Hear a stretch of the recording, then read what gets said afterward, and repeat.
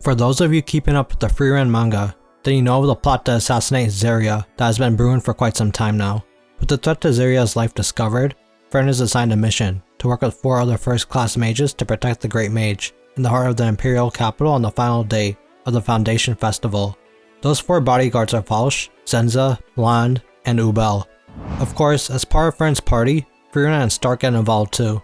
I wanted to discuss the possibility of one of Serie's own bodyguards betraying her. Well, it might not even be classified as a betrayal if this person was working for the opposing faction the entire time. You see, the main threat to Serie and their bodyguards during the ball are the Shadow Warriors lurking within the Empire. As for what Shadow Warriors are, they're essentially a secret order of warriors formed during the era of the Unified Empire to counteract mages. They specialized in concealing their mana, which we saw in full effect when Radal effortlessly took down Frieren. She admitted to not being able to sense mana, and didn't even know the Shadow Warriors existed until that point. Radal's group had blended into the village they were assigned to, and were able to complete most of their eliminations without being suspicious. As for Iceberg, the Imperial capital, there are 10 Shadow Warriors that we know of, including their commander, Lo, who rose up to the position of Governor General in the Lobear domain in the northernmost part of the Empire. In fact, Lo's accomplishment of slaying the Great Mage Minus is the reason why the Shadow Warriors believe that their mission is indeed possible. That was about 20 years ago though, so it is interesting that Lo decided to wait 20 years before this attempt to assassinate Serie. Perhaps he was just given an order, or learned that now is the perfect time. While I don't know for sure yet, I do think it's a mix of timing and the current state of the world. First off, the Empire is the largest magic using civilization on the continent, and they possess advanced magic techniques that are actively put to military use. That explains their secretive nature, and no one knows what they're truly up to. On the other hand, the Continental Magic Association, or CMA, has gathered talented mages together, with Serie finally carrying out Flame's final quest in her own way. When it comes to making decisions, it's all up to Serie, who's at the top of the whole association and a being beyond human understanding. What she may do is completely unpredictable, so of course they won't like that. In the eyes of the Empire, the CMA could be viewed as a threat to their supremacy over the continent, solely due to their inability to understand or even stand against someone like Serie. With the Demon King gone, Serie perhaps they'll still remain in power that could stand against the rise of humanity, while more specifically, the rise of the Empire. Of course, this is all speculation, but there's certainly a motive behind the Empire wanting Serie dead. On the other hand, the CMA could be seen as a power that keeps the balance in check, creating a rivalry of sorts between 2 forces that carry on Flame's ideals in their own way. Perhaps this is why Fraze and the Empire wouldn't mind bringing down Serie one way or another, either through killing her or ruining the reputation of the CMA. During a convo with Canon, who I suspect is actually Liniel in disguise, Fraze discusses the mission she assigned to the Magic Special Forces. That mission is essentially to maintain public order during the festival. Without that mission being approved by the higher-ups, there's no way bloodstained soldiers like them could be allowed into the ball. Fraze makes sure to remind Canon that they cannot allow the Shadow Warriors to interfere. However, unforeseen events can happen at any time, so they must prepare contingency plans. When Canon asks what they should do if the Magic Special Forces engage in a battle with the Shadow Warriors, Fraze states that murder is against the law of the land, except for those wielding force on behalf of the Empire. That's why it was so important that they got approval from the higher-ups, and are the sole enforcers of justice at the ball. Essentially, if something were to happen, they must punish offenders according to Imperial law. After Canon makes that comment, she walks out, with Fraze hoping she makes the right choices. After all, everything they're doing is for the eternal prosperity of magic in the Empire. The reason why I think the clarification of Imperial law is so important is due to the bloodlust of Serie, and if her bodyguards will be able to stop the Shadow Warriors without killing them. Even if it's in self-defense, if Serie commits any form of murder, be it the Shadow Warriors or civilians as collateral damage, the Empire will have a reason to take down Serie and even the CMA. That could be why Fraze tells Canon to hopefully make the right choice. Will Canon be willing to have her special forces attack Serie too? Or does it go even further than that, and Fraze suspects that Canon is a spy for Serie? That's another thing though, if the Maids Association can send a spy deep into their rival's territory, then it shouldn't be surprising that the Empire can do the same. As we learned with Shadow Warriors, they're very good at infiltrating and blending in with their environment. We saw this with Radal's group, who stayed at the Imperial village undercover for years. The same could be said for the Shadow Warriors living in Iceberg. In this case, the Empire would send a Shadow Warrior, capable of becoming a first-class mage, to get close to Serie. They lack a ton of info on Serie, so sending spies is a valid strategy.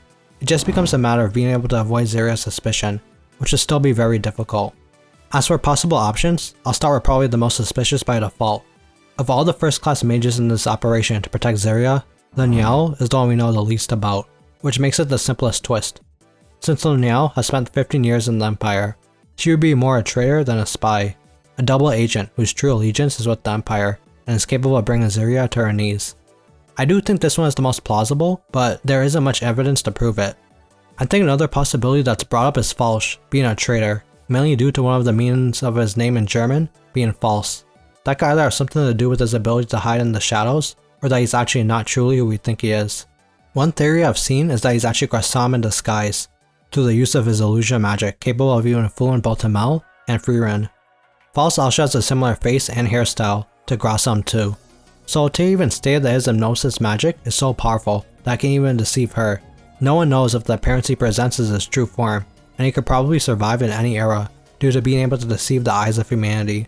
It's how he survived for so long in the first place, and probably why he might still be alive even now. Falsch also requested a spell to allow him to freely change his voice, mainly to mimic Serie. If Grassam was Falsch, that would be such a good spell for him, being able to deceive people with both body and voice.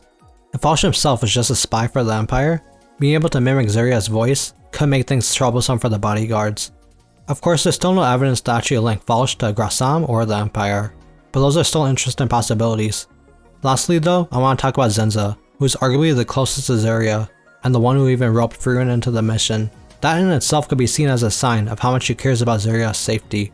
However, it is worth noting that Frieren herself was a target on the old hit list. When Frieren mentioned how they were almost killed before they arrived in Iceberg, Zenza immediately knew that they were describing a shadow warrior. At first glance that doesn't seem like much, but it's also in this arc that we learn that Zenza is capable of close combat against warriors due to her hair. Although Zenza says that she's never actually killed someone and is a pacifist, she also states that she's fought enough for her hair to smell like blood.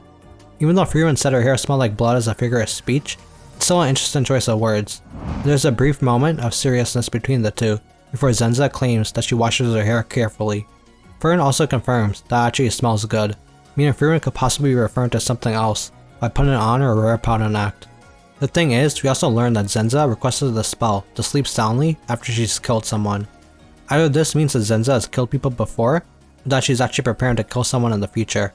If part of Zenza did not want to actually kill Serie, then it would explain why she wants a spell to sleep soundly after killing someone she grew to care about. Although as a pacifist, Zenza might also just want to be prepared in case she has to kill someone. Speaking of spells though, Zenza was also there when Serie gave up the curse reversal spell. At that time, she even questioned if transferring the spell when Serie lost her ability to counter curses.